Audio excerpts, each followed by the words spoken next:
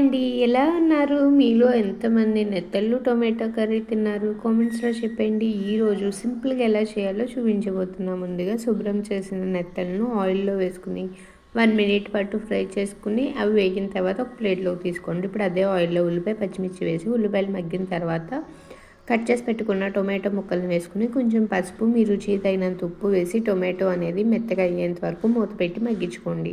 Tomato పూర్తిగా మగ్గిన తర్వాత గరిటెతోటి ఇలా స్మాష్ చేసుకోండి. ఇలా చేయటం వల్ల మనకి గ్రేవీ అనేది గుజ్జు కింద వస్తుంది. ఇప్పుడు ఇందులో 1 స్పూన్ వరకు ఫ్రెష్గా దంచుకున్న అల్లం వెల్లుల్లి పేస్ట్ వేసి పచ్చివాసన పోయేంత వరకు బాగా ఫ్రై చేసుకోండి.